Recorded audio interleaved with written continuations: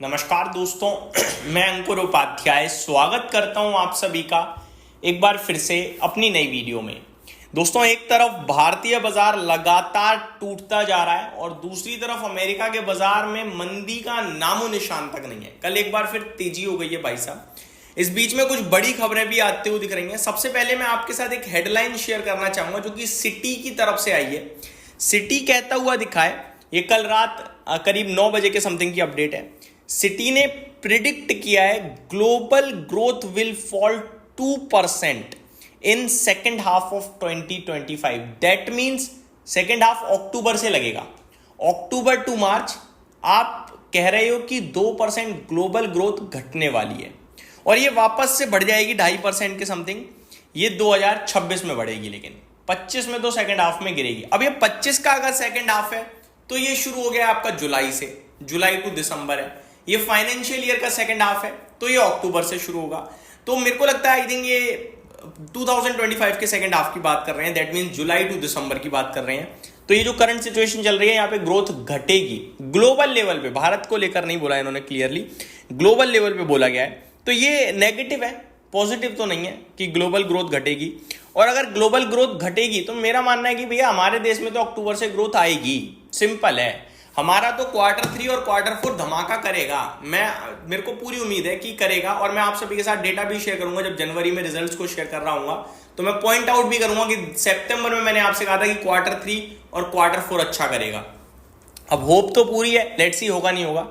आगे मैं बात करूं आप सभी के साथ तो यूरोपियन यूनियन ने कहा है कि European union will still have 15% pharma tariff.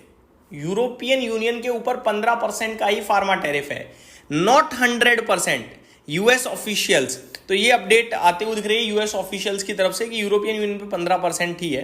White House will enforce 15% tariff cap on pharma imports in trade agreements with European Union and Japan according to CNBC. तो इनका जो ट्रेड एग्रीमेंट है European Union और Japan के साथ, उसके चलते इन दोनों जगहों पे 15% का ही टैरिफ है। बाकी ग्लोबल लेवल पे 100% का टैरिफ है। हालांकि जेनरिक को एग्जेम्प्ट किया गया और भारत से जेनरिक दवाएं ही ज्यादातर बिकती हैं यूएस में। 70 से 80% जेनरिक का मार्केट शेयर है। तो आज जितना नेगेटिव रिएक्ट करा था ना बाजार ने, उतना नेगेटिव करना नहीं चाहिए था, मींस की फ्राइडे को। तो कहने वाली बात यह है कि ओवर रिएक्शन था वो, तो खैर उसको मैं अभी डिस्कस नहीं करूंगा। कहने वाली बात यह कि अंडर परफॉर्मेंस केवल भारत में चल रही है, बाकी कहीं कुछ नहीं हो रहा। एक बार ग्लोबल लेवल का अपडेट देना चाहूंगा। कल अमेरिका के बाजार में बढ़िया तेजी दिखी है, पूरे आप कह सकते हो यूरोप में बढ़िया तेजी है। पहले अमेरिका को डिस्कस करते हैं। डाउ 300 पॉइंट ऊपर बंद हुआ है, S&P 500 आधे % से ज्यादा की तेजी में, नेस्डेक इंडेक्स में ऑलमोस्ट आधे % की तेजी, रसल 2000 1% ऊपर। लो, कौन कह रहा है कि भैया मंदी चल रही है मार्केट्स में, बाजारों में? ये तो रिकॉर्ड पे रिकॉर्ड बना रहे हैं।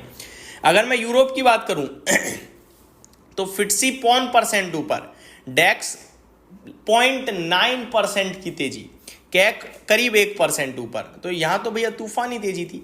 एशिया बाजारों का, एशियन मार्केट्स का ही हाल खराब था बस। जैसे कि जापान में आपको 1% के करीब की गिरावट दिखी, शंघाई में आपको आधे % से ज्यादा की गिरावट दिखी, हैंगसेंग में आपको 1.25% से ज्यादा की गिरावट दिखी, कॉस्पी में तो 2.5% की गिरावट थी।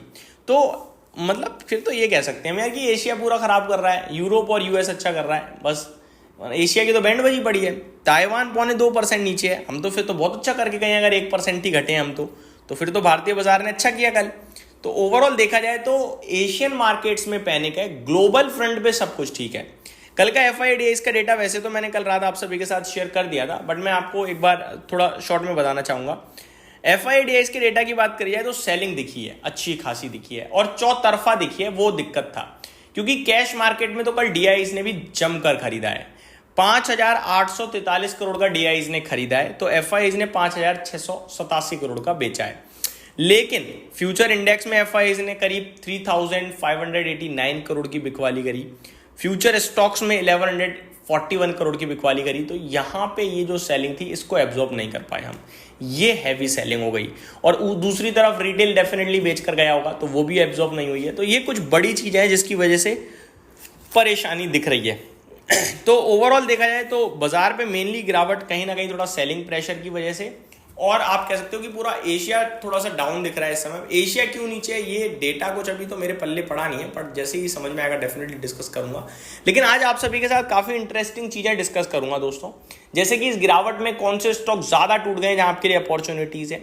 एक वीडियो में आप सभी के साथ डिस्कस करूंगा कि बाजार की उठापटक से दूर अगर आप सेफ्टी देख रहे हो तो कुछ क्वालिटी स्टॉक्स ईटीएफ्स में निवेश के मौके तलाशिए, वहां आपको सेफ्टी मिलेगी, रिटर्न्स थोड़े से कम हो जाएंगे लेकिन सेफ्टी मिल जाएगी।